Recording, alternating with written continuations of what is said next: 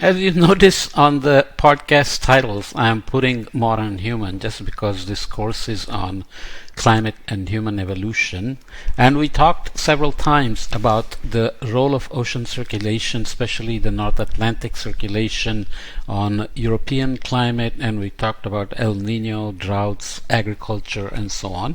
So in this chapter, coming into climate interactions and future of climate and humans, we should visit the thermohaline circulation a little bit. We already mentioned changes in ENSO variability through the Holocene. So we know how the thermohaline circulation works. We have heat being released to the air here and evaporation leaving salt behind, creating heavy waters, and that they sink and go south along these blue pathways at some depth, and then they mix with the deep water that forms in a couple of sites in the Southern Ocean, like Ross Sea, Weddell Sea. And because Southern Ocean is a channel, it circulates and then mixes with the surface waters, and the mixed waters that are lighter inundate the Indian Ocean and heavier waters here into the Pacific Ocean, which cross the equator, get over some time mixed up and become surface waters and come back across the Indonesian seas, mixed with the waters that get converted to surface waters in the Indian Ocean, and then some of it goes across the tip of the southern Africa back to where the water sinks, just because you need to resupply the sinking waters, and some of it retroflects back into this circulation around the Southern Ocean. How do we know these waters are getting converted to surface waters? Because if you have heavy water at the bottom, light water at the top, obviously it's a very stable situation, and to convert heavier bottom water, deep water, intermediate water to surface waters, you will need energy. We know that simply because we can go here and watch that the water is forming at a heavier density and sinking. It cannot sink if the water that's filling at the bottom keeps on accumulating, because then the water will not be heavier than the water below. So that means the water that has sunk before is slowly getting converted back to lighter waters, so you can continue to form heavier waters at the surface. There are ideas on where this energy comes from, like the tides sloshing around, hitting the mountains in the ocean, creating waves and providing mixing and so on. So keeping that in mind, the time scales of the waters that sink and make it here and come back can be multiple centuries or even multiple millennia. And in our context, we want to look again a little bit at the Holocene time scale changes in the Atlantic meridional overturning and the global thermohaline circulation, because that obviously would have interacted with orbital forcing, human activities, and so on. Carbonate ion concentrations in the deep sea as a function of phosphate, that is PO4 plus O2 divided by 175 minus 1.95 is a formulation. From this paper you can look it up. In today's deep sea, about half of the water originated in the north and originated in the north and half in the south. Where the proportion to have been 70 to 30 in the early Holocene, the preformed carbonate ion content for deep Pacific water would have been 6 micromole per kilogram larger than now. So this is a end member water mass analysis to look at what data is available and try to constrain the relative amounts of water that were producing the evidence that is found. So the carbonate ion concentrations were calculated from measurements of total dissolved inorganic carbon and of alkalinity made on samples collected during WOS expeditions by Takahashi and Sutherland. So just get an idea that looking here at CO3 minus in micromole per kilogram and phosphate star in micromole per kilogram. So phosphate star is this thing here. You can try to constrain the end members. So northern source water would put the values here, southern source water would put it here. So using the available evidence, one would expect early Holocene mix to be somewhere here in terms of northern and southern sources, and today we are here almost equal from northern and southern sources. So that's kind of a very broad constraint, but modeling exercises can be used to look at the circulation changes over time. So we have again this complicated circulation, Gulf Stream coming out, North Atlantic Drift becoming Norwegian Atlantic Current, East Greenland Current here, Labrador Current here, you have Azores Front, and the subtropical gyre and the subpolar gyre. So this one goes clockwise and this one goes counterclockwise. So this will be converging and this will be upwelling, and there are all these evidences from these places that are used for the paleoclimatic records and main features of atmospheric and oceanic circulations discussed in this manuscript that is cited here. Okay, so keeping that in mind, this is another paper that looked at the model study and adds a bit of detail that we don't generally think of. We talked about Lake Agassiz, the dammed water that got released and created perturbations to the Atlantic meridional overturning by affecting density of seawater here and the potential for changing the amount of deep water formation, because if you put fresh water, it's harder to make deep water even with the same amount of evaporation, let's say. But there are other ways to perturb the North Atlantic deep water formation and Atlantic meridional overturning circulation. So this looks at the time series of North Sea wind speed, and you can see there were stormier periods and calmer periods. So you had this band here where we looked at the 8200 event to the beginning of the cooling, the Holocene climatic optimum, and so on and so forth, and these tend to be associated with storms. Okay, so we are looking at the Icelandic low and the Azores high that we talked about in terms of the North Atlantic oscillation, and there is the polar front, and this front is like a referee between high pressure cold air wanting to push down and the low pressure warm air trying to push north. So the wobbles in the jet stream, for example, are an example of that. And right now, as I'm recording this in July of 2022, a massive heat wave over Europe that is really breaking all sorts of record over UK and the continental Europe. So these are transient simulations of the Holocene performed with the Earth system model Love Climb. Differences in the geopotential heights at 800 hectopascal between circa 7800 BP period, so that's the stormy period, and circa 6500 BP period, which is the non-stormy period, calculated by subtracting geopotential heights at 800 hectopascal at 6500 BP from those at 7800 BP. So you can see the changes in the atmospheric structure. 500 hectopascal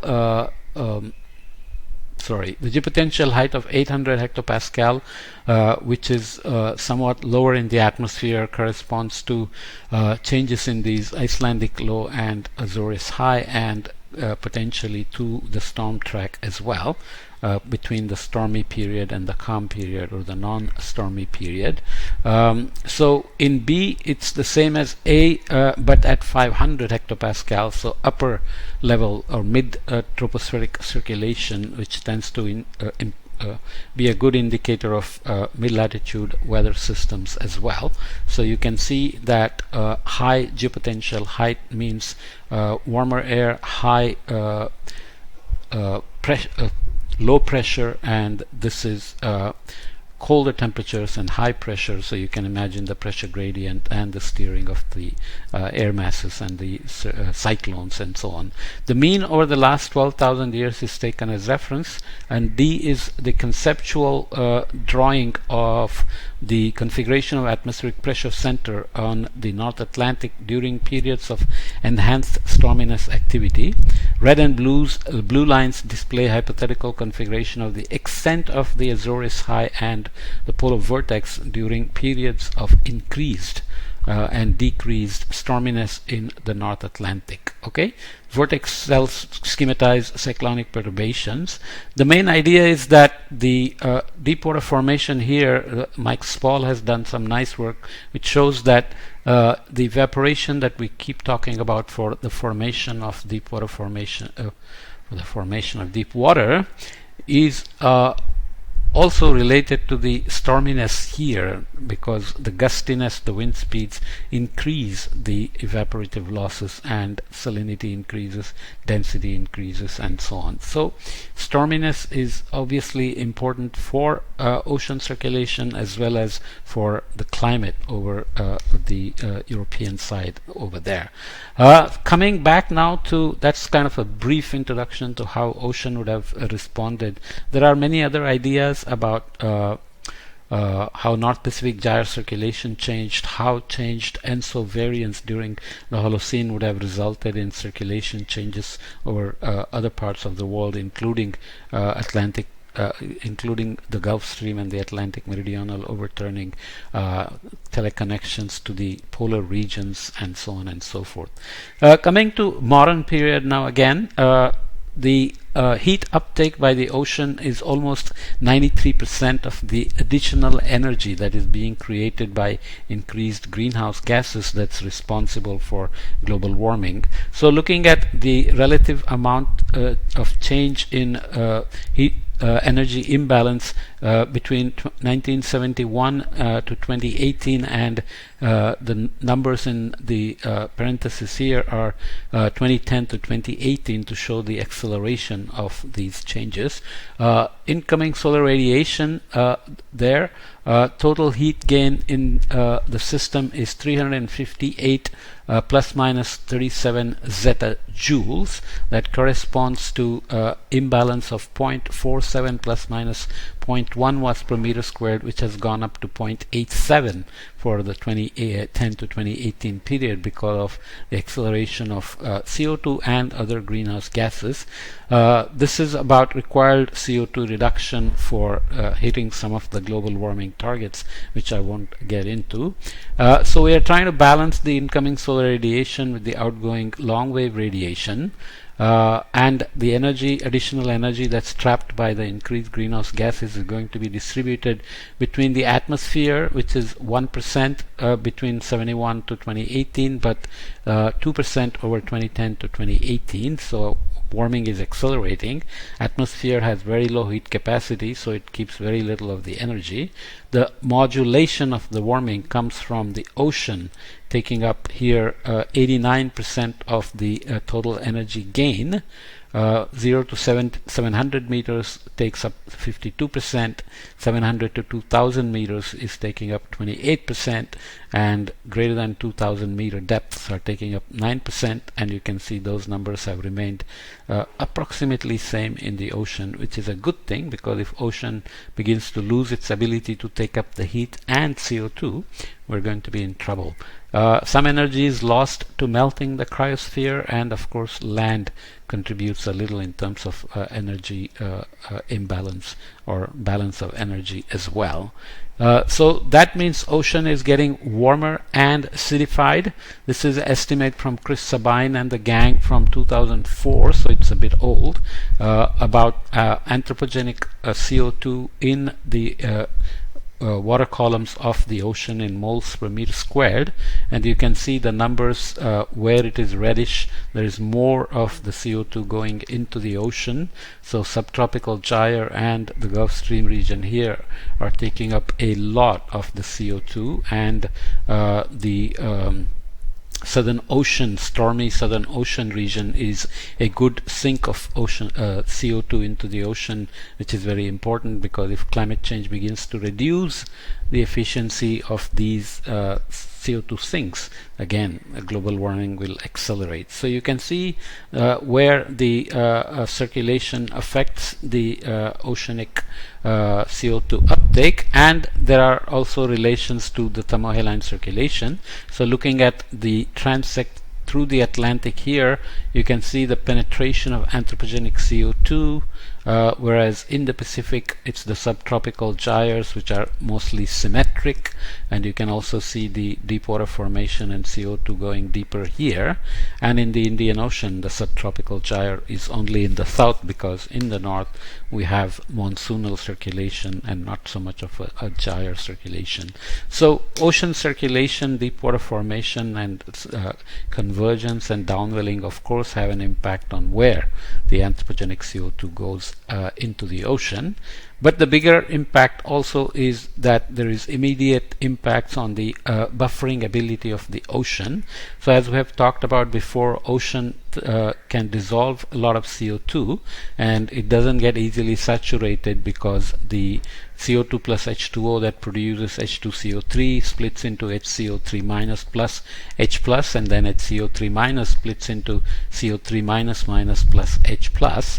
But as CO2 continues to increase and the relations, the equations, rates of these processes cannot keep up, then CO3 minus minus begins to get consumed more and more, and you end up with bicarbonate. But when CO3 minus minus drops, the species that form calcium carbonate shells like forams and coccoliths and corals and so on cannot keep up, because the supersaturation of calcium carbonate in surface waters is necessary for them to be able to precipitate calcium carbonate, form the shells, and not get dissolved. Right? If CO3 minus minus is reduced, which is what we call acidification, then the shells begin to dissolve. So that's basically the core crux of the ocean acidification. Consumption of carbonate ion impedes calcification in the ocean.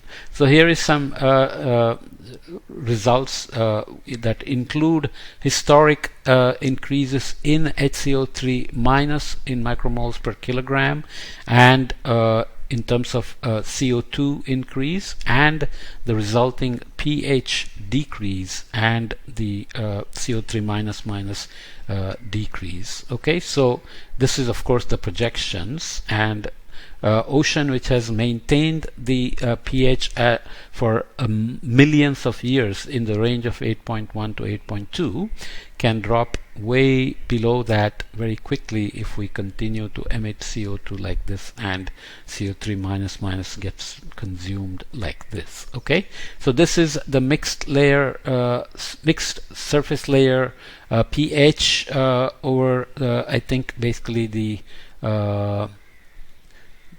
this is a climatology. So you can see that where there is upwelling, more CO2 comes up from below. So surface waters are acidic, so pH drops. Similarly here in Somali, upwelling Angola, Benguela, and the gyre here.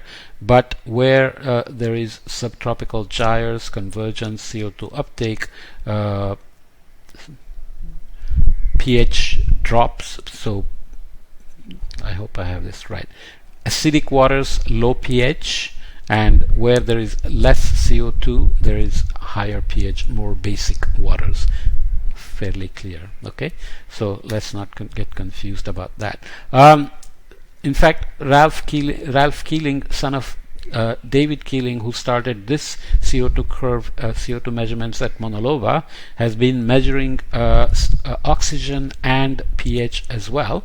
So this is data from station Mauna Loa and station Aloha, showing that Mauna Loa CO2 has increased. Associated with that, the seawater PCO2 is increasing because more is dissolving into the ocean, and of course pH is dropping. And you can see over these few decades, couple of 3 decades, pH has dropped from about 8.13 down to about 8.05 or so. So these are serious impacts of human activities on ocean circulation through the Holocene and in the modern times. So let's leave it here and then come back and look at more things about how modern humans are impacting modern climate and what this could mean for the future. Okay?